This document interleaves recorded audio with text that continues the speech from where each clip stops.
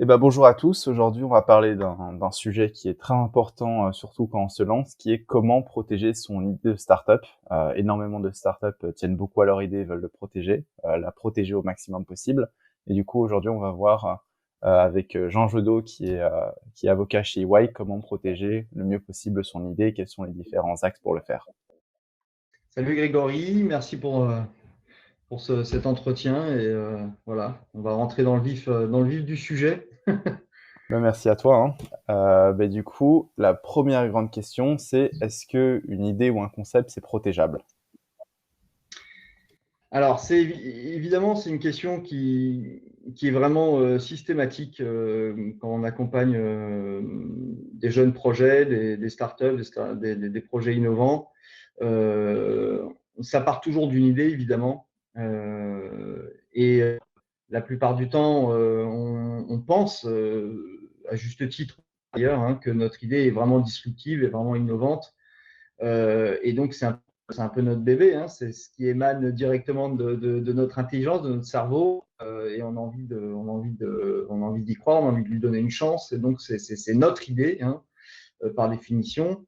Néanmoins, d'un point de vue juridique, on considère que les idées sont de libre parcours, hein, donc c'est comme ça qu'on l'exprime, de libre parcours. Ça veut dire quoi? Ça veut simplement dire que les idées, elles appartiennent à tout le monde, hein. Il y a un patrimoine commun, on va dire, à l'humanité. C'est le monde des idées.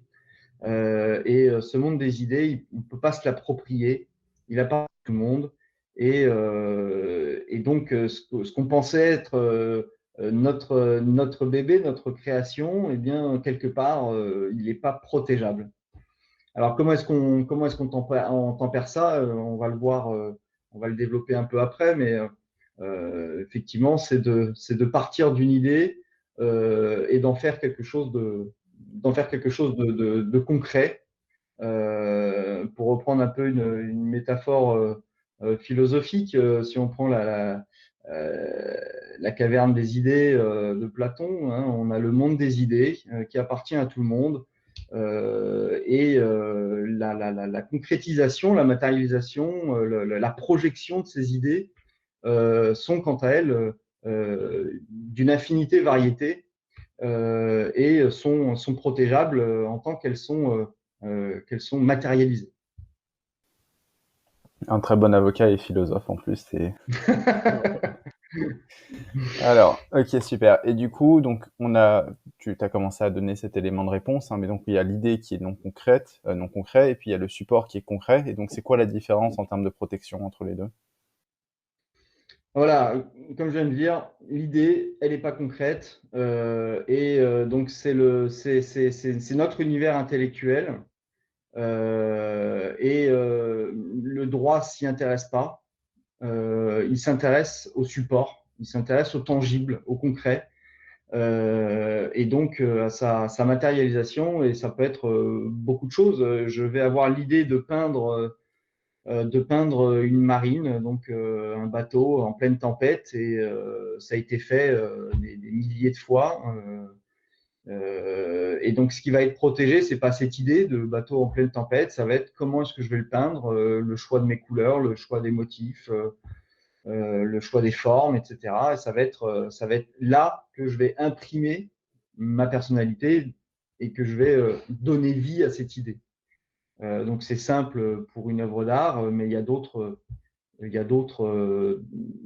exemples comme un code source, comme une innovation technique, une invention brillante, comme une formule mathématique ou une formule chimique. Enfin voilà, il y a toutes sortes d'applications possibles. Mmh. Et c'est OK. Est-ce que par exemple, une landing page, une page de présentation, est-ce que qui présente une idée, est-ce que ça sert à protéger quelque chose? Est-ce qu'on peut protéger si on fait un site qui explique son idée, est-ce que ça le protège? Voilà, sur un site internet, effectivement, tu peux avoir un certain nombre d'éléments qui vont être protégeables, tout ce qui va être la charte graphique, tout ce qui est visuel en fait. Ce qui est écrit, qui présente le projet, qui présente l'idée, en tant que c'est écrit, hein, donc dans la forme dans laquelle c'est écrit, ça va être protégé. Après, si on fait abstraction de la forme et qu'on s'attache uniquement à l'idée, au concept, par exemple, je présente sur mon site internet une nouvelle manière de faire du commerce dans tel domaine qui est un peu innovante, qui est censée me donner un avantage concurrentiel, etc. Eh bien, c'est pas pour autant que cette idée sera protégée. Voilà. Il peut y avoir la même idée chez un même concurrent à l'autre bout de la France ou à l'autre bout du monde. On a la même idée à peu près en même temps parce que voilà, on a été inspiré des mêmes choses. Et donc, mais c'est pas pour autant que ce concurrent fera exactement la même chose. Mm. Voilà, il aura la même idée, mais il va pas la reproduire de la même manière. En revanche, si il commence à reprendre un petit peu tout ce qu'on fait de la même manière qu'on le fait, dans l'ordre qu'on le fait, dans la forme qu'on le fait, etc. Et bien là, on va pouvoir commencer à travailler une matière juridique et à parler de concurrence déloyale, d'éventuellement de violation de droits de propriété intellectuelle s'il y en a, etc. Ok, ok, super, très clair. Et du coup, c'est quoi les différents outils pour se protéger? Alors, je dirais que ce n'est pas une classification officielle, hein, mais je dirais qu'il y a trois principaux outils pour protéger son idée. Il y a l'outil légal, il y a l'outil contractuel et il y a l'outil commercial. On pourrait même peut-être commencer par l'outil commercial parce que c'est probablement peut-être pas le plus important, mais presque. C'est-à-dire que comme on dit, hein, la meilleure défense, c'est l'attaque. Et une manière de bien se protéger, c'est d'être pertinent commercialement, d'être en avance et d'avoir toujours un coup d'avance parce qu'on sait que tôt ou tard, la concurrence fera d'une manière ou d'une autre à peu près la même chose que nous. Voilà. Donc ça, c'est important de bien comprendre ça, qu'il y a un timing dans la vie des affaires qui fait que de toute façon, il y a certaines choses, il ne faut pas non plus trop se crisper dessus parce que la question, ça ne va pas être si les gens vont faire la même chose que nous ou pas, parce qu'ils vont le faire. La question, ça va être de quel temps d'avance on a sur la concurrence, sur cette idée, comment on va la développer et quelles sont les nouvelles idées. Finalement, c'est comme une obligation de créativité. On est obligé d'être créatif en permanence pour que l'idée initiale, même si elle est rattrapée, on ait toujours ce coup d'avance qui permet voilà, de se protéger commercialement. Ensuite, il y a l'outil légal qui est très utile, très efficace et très puissant, puisqu'il va identifier dans la matérialisation de notre idée ce qui est protégeable et va lui donner l'opportunité de bénéficier de textes qui vont lui offrir un monopole en fait. Donc on va créer un monopole sur une idée, donc sur la matérialisation de cette idée. Et ça peut être une invention. Si c'est une invention, ça peut être vrai. Si c'est du code source, bah, ça va être le droit d'auteur. Alors selon les pays, hein, le code source, dans certains pays, peuvent aussi faire l'objet d'un brevet. Si c'est une œuvre visuelle, j'en sais rien, une musique, un film, une landing page, un site internet, l'interface graphique de mon logiciel, etc. Il y a aussi le droit d'auteur qui va permettre de se protéger. Et après, on a d'autres droits de propriété intellectuelle, comme les dessins et modèles. On peut déposer un dessin et modèle pour protéger le design de son produit. Et on peut évidemment déposer une marque aussi pour protéger le signe visuel, donc le logo ou le nom de son projet, parce qu'on essaie en général de connecter sa marque, son logo et son nom avec l'idée. On essaie de créer un lien conceptuel entre les deux voilà, pour qu'il y ait une harmonie.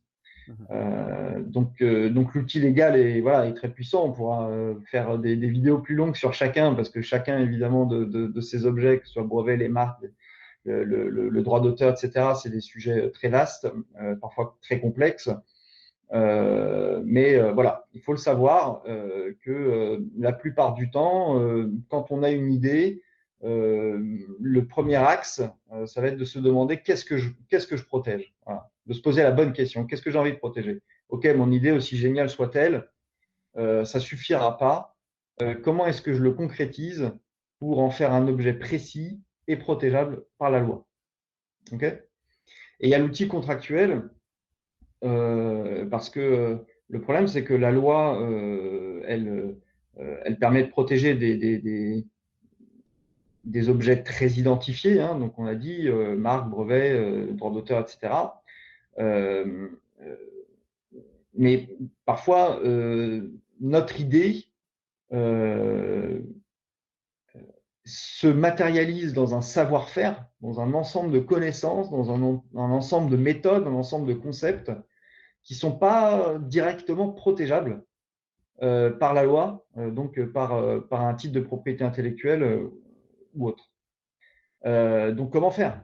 Comment faire? On pourrait se dire, bah, je suis dans une impasse, je ne peux pas déposer de brevet là-dessus, c'est pas brevetable apparemment.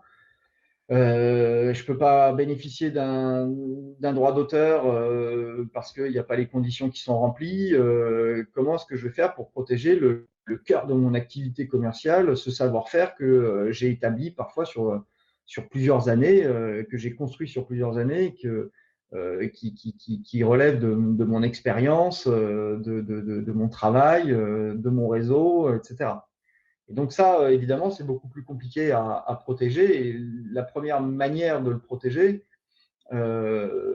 c'est le secret, tout simplement, hein. C'est le secret des affaires. Alors là, la loi prévoit quand même une protection pour le secret des affaires, mais ça tient sur deux, trois articles du code de commerce. Donc c'est pas non plus, voilà, c'est pas, il n'y a pas tout un process comme en propriété intellectuelle. Mais ce secret, ça va être notre capacité à divulguer ce qu'il faut divulguer et à maintenir dans l'ombre ce qui doit être maintenu dans l'ombre. Voilà, on prend l'exemple toujours un peu célèbre de Coca-Cola, hein, qui protège ses recettes et son savoir-faire depuis plusieurs années. Donc ça fonctionne, on peut protéger comme ça un savoir-faire pendant longtemps. Le problème, c'est que son savoir-faire, par définition, on va avoir besoin de l'utiliser et très souvent, on va avoir besoin de le partager. Et pour partager son savoir-faire, bah, ça implique nécessairement de le divulguer, donc, de lever le voile du secret dessus. Et c'est pour ça que l'outil contractuel, pour le coup, est très important. Et on pourra utiliser un accord de confidentialité qui permettra d'encadrer justement ces échanges euh, euh, ou des clauses de confidentialité qu'on introduit dans les contrats, par exemple un contrat de franchise. Dans un contrat de franchise, par définition, on va communiquer un savoir-faire au franchisé pour qu'il puisse l'exploiter.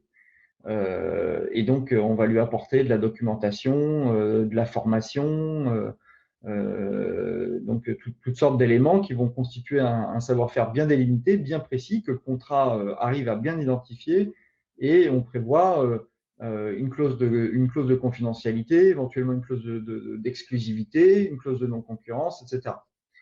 Donc, c'est un outil aussi qui est très puissant, qu'il ne faut pas négliger, et voilà, qui permet quand même de bien se protéger, quoi. Ok. Alors, on va avoir une vidéo en détail sur l'outil contractuel, donc le NDA, etc., hein, pour donner plus de Ouais. détails pour que les gens comprennent bien. Mais du coup, pour résumer un petit peu ce que tu m'as dit depuis le début de la vidéo, donc c'est beaucoup plus facile de protéger la forme plus que le fond, mais on peut quand même protéger le fond avec l'outil légal, donc brevet, etc., avec des NDA et des contrats, voilà, pour protéger un petit peu le secret de la recette comme Coca-Cola, on va dire. Et puis Mm. l'outil commercial où en fait j'ai envie de dire c'est la bonne phrase un peu cliché de la meilleure défense c'est l'attaque. Faut y aller, faut être le Ouais, premier, il faut aller à fond quoi. c'est C'est ça? ça, Ok, c'est ça. Ouais, ouais, tout à fait. ok, super. Et du coup, alors une question importante, comment est-ce qu'on peut prouver qu'on est bien soi-même à l'origine de l'idée qu'on veut protéger? Ouais, c'est une question importante en pratique parce qu'effectivement, euh, se pose toujours, quel que soit l'outil qu'on utilise, hein, se posera toujours la question de savoir qui est le premier à avoir eu l'idée, qui est le premier à l'avoir concrétisé de cette manière. Est-ce que c'est vraiment moi? C'est pas parce que je divulgue une œuvre quelle qu'elle soit que j'en suis nécessairement l'auteur, le créateur, l'inventeur. Et donc, il faut avoir en tête, et ça c'est assez important et c'est parfois négligé, il faut anticiper ce problème-là et documenter son travail. Voilà. Il faut le documenter, par exemple, sur un code source. Il faut être capable de pouvoir le dater, de pouvoir le tracer, de pouvoir le commenter, que ce soit bien clair, propre, et éventuellement de pouvoir déposer ce qui est déposable quand c'est possible. Voilà, par exemple, un code source, on peut le déposer près de l'APP,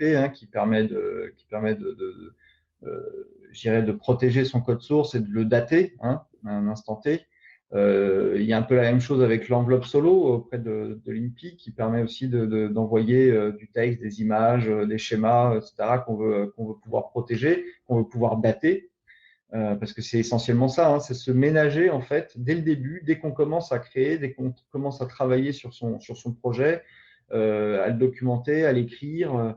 Eh bien, il faut être capable de se ménager cette preuve de son travail, cette preuve de cette création.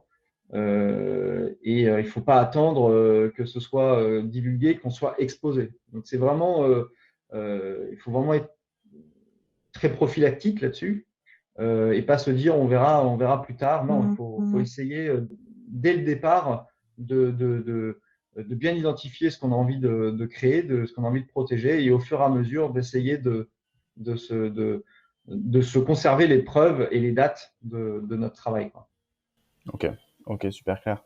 Et donc là, tu as parlé du code source, mais du coup, si c'est pas forcément un projet avec du coding, est-ce qu'avoir, par exemple, des emails, un drive à jour avec les différentes dates de création, je sais pas si c'est du contenu, comment est-ce qu'on peut faire quand c'est pas juste directement du code? Du coup, ce serait quoi exactement comme type de contenu? Imaginons, c'est je prends notre exemple, une plateforme de formation. Donc, il y a Mhm. énormément de contenu qui est écrit depuis plus d'un an. Comment est-ce qu'on peut prouver que c'est bien nous qui l'avons écrit? D'accord. Ok. Effectivement, alors ça, il y a une il y a une présomption légale euh, qui bénéficie à la personne qui divulgue, en fait. À partir du moment où je publie un texte sous mon nom, la loi considère que je suis présumé être l'auteur. Alors c'est bien de dater les textes déjà quand on les publie, et d'essayer de conserver une preuve de cette date. Et au-delà de ça, à partir du moment où je publie sous mon nom, on va considérer que je suis l'auteur. Alors ça peut être renversé. Ça peut être renversé si un tiers arrive à dire non, non, oui, ça a été publié sous son nom, mais c'est moi qui ai écrit ça. Je l'ai écrit à telle date, et puis il apporte lui-même ses preuves. Donc c'est un combat de preuves. Mais le fait de publier, ça nous donne quand même une présomption assez forte que c'est nous qui l'avons créé. Et donc, euh, ça donne un petit avantage, on va dire, en termes de preuves. Ok, ok, super. Et est-ce que du coup, tu as des anecdotes ou des conseils à nous donner? Euh, les conseils, c'est la gestion peut-être de la confiance dans la vie des affaires. C'est très compliqué parce que lorsqu'on a voilà qu'on lance un projet, ben, on investit son temps, on investit son argent parfois aussi. Donc on y consacre une grosse partie de sa vie. On y place énormément d'espoir, puisque le but c'est quand même de réussir dans ce qu'on entreprend. Euh, et, euh, et du coup, on est un peu crispé, voire un peu paranoïaque. C'est pas forcément une mauvaise chose dans la vie des affaires, mais ça peut être handicapant aussi. Et la gestion de cette confiance avec les tiers, c'est important. Il faut faire confiance parce que sans ça, on n'avance pas, on est bloqué, on ne partage pas. Moi, j'ai rencontré des porteurs de projets très crispés là-dessus et qui avaient du mal à aller parler de leur projet. Parce qu'ils se sont dit, bah, finalement, si j'en parle, c'est fini, on va me le reprendre. Euh, et en fait, c'est pas tout à fait, c'est pas tout à fait exact. On se rend compte déjà que les gens, ils ont autre chose à faire. Il y a assez peu de gens qui sont dans une logique de tiens, je sais pas quoi faire, je vais écouter le projet de quelqu'un et je vais lui voler, quoi. C'est quand même un profil assez rare. Alors évidemment, quand on va parler à un concurrent direct, on sait déjà qu'ils ont envie de faire la même chose, donc c'est pas du tout la même ambiance. Donc là, il faut être prudent, faut savoir ce qu'on partage, etc. Mais de manière générale, aller parler à des investisseurs, un futur associé, euh, un salarié, n'importe qui, un banquier, enfin son avocat. Moi, j'ai des porteurs de projets qui voulaient me faire signer un NDA. Alors, je le rappelle à tout le monde, hein, un avocat ne signe pas de NDA. Tout simplement parce on a un secret professionnel absolu. C'est une de nos règles déontologiques et c'est beaucoup plus puissant que n'importe quel des NDA que pourrait nous faire signer. Donc là-dessus, il y a aucun sujet. Vous pouvez nous parler tout à fait librement. Et puis, on n'entrera jamais en concurrence avec vous, soyez-en sûrs. Mais voilà, il y a cette crispation. Donc, il y a tout un équilibre à trouver là-dessus. C'est important de faire confiance et c'est important aussi de se protéger quand il le faut, hein. Il ne faut pas faire que confiance. Et il faut bien cloisonner ce qui relève du business, en fait, de la vie des affaires et de la vie privée. Il y a beaucoup de sujets autour de ça, puisque voilà, très souvent, bah, quand on commence à monter son projet, ben, on va travailler avec des gens qu'on connaît, hein. C'est normal, puisqu'on commence d'abord par travailler avec les cercles les plus restreints de son réseau, ce qui est logique. Donc, on va travailler, j'en sais rien, avec un frère, un ami, un cousin, l'ami d'un ami, etc. Donc, et puis, ou alors une personne qu'on vient de rencontrer avec laquelle on noue des affinités. Et finalement, on se dit, bah voilà, on va se faire confiance. Donc, il n'y a pas besoin d'écrire telle ou telle chose. A priori, il y aura pas de sujet. Il faut bien comprendre que quand on crée un projet, on crée une nouvelle entité, surtout quand la société elle est créée, ça devient une nouvelle personne morale. Et cette entité, elle a besoin d'être protégée en tant que telle. Elle dépasse ses fondateurs. Et même si on se fait confiance entre fondateurs ou si on fait confiance à des investisseurs ou à des partenaires, etc., la personne morale, elle fait confiance à personne. Elle n'a pas de cœur, hein. La personne morale, elle n'a pas de cœur, elle n'a pas d'émotion, elle elle ne vit pas ça. Donc elle s'en moque en fait. Elle veut simplement que son projet soit protégé. Pourquoi? Parce qu'elle a une responsabilité vis-à-vis de ses investisseurs, vis-à-vis de ses salariés, vis-à-vis de ses associés, etc. Elle a une véritable responsabilité. Et donc, il ne faut pas avoir peur d'être objectif. Et je pense que quand on travaille véritablement avec des gens de confiance, ça ne devrait pas être un sujet. Il ne devrait pas y avoir de problème à dire, écoute, ça, il faudrait qu'on l'écrit, il faudrait qu'on contractualise, il faudrait qu'on fasse un pacte d'associés pour bien régler nos rapports, il faudrait qu'on signe un NDA avec la société, il faudrait que, enfin voilà. Contractualiser, c'est pas faire manque euh, de confiance. euh, voilà, faire manque de confiance, c'est pas. Au contraire, plus les personnes avec lesquelles on travaille vont être compétentes et dignes de confiance et proches, plus elles vont comprendre cette nécessité. Et ça peut être comment dire, un bon test d'ailleurs, puisque finalement, quand on se rend compte que les personnes avec lesquelles on travaille, elles veulent jamais rien consigner, veulent jamais rien écrire, elles repoussent toujours à plus tard, elles ont un peu la phobie du contrat, elles n'écrivent jamais rien, elles prennent toujours le téléphone, etc. etc. Ben, au final, au fur et à mesure, ça va créer de la distance et ça va venir saper la confiance. Alors que quand on travaille dans la transparence et qu'on n'a pas peur d'écrire les choses, on n'a pas peur de les formaliser, de les régulariser quand il y en a besoin, eh bien, au contraire, ça consolide la confiance. Donc, si j'avais un conseil là-dessus pour protéger son idée, c'est oui, aussi, faire confiance, mais bien comprendre que le projet qu'on construit, il est indépendant, il prend son propre essor et il a besoin il a besoin d'outils, comme on en a parlé, pour se protéger, quoi. Mmh. OK, OK, super. Et puis moi, ce que je voudrais rappeler, hein, c'est un petit aperçu statistique, hein, du nombre de startups qui se lancent et du nombre de startups qui réussissent. Être entrepreneur, c'est pas quelque chose de facile. Et c'est pas parce qu'on va parler à son idée à 1000 personnes que les 1000 personnes sont capables de monter une startup et de la faire réussir. Il y a très peu de gens qui en sont capables. Ça demande beaucoup d'investissement, ça demande énormément, voilà, de facteurs pour réussir. Et du coup, faut pas avoir peur. Au contraire, faut parler de son idée parce que ça crée toujours des opportunités, ça donne du feedback. Et vraiment, la probabilité que quelqu'un vienne vous voler votre idée parce que vous en avez parlé autour de vous, elle est mais vraiment extrêmement faible. Ouais, tout à fait.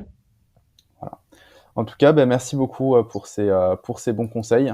Vous pouvez retrouver du coup Jean Jodot dans les ressources avec EY qui seront ravis de vous aider sur tous les sujets juridiques. Avec plaisir. Merci Grégory. Bonne journée.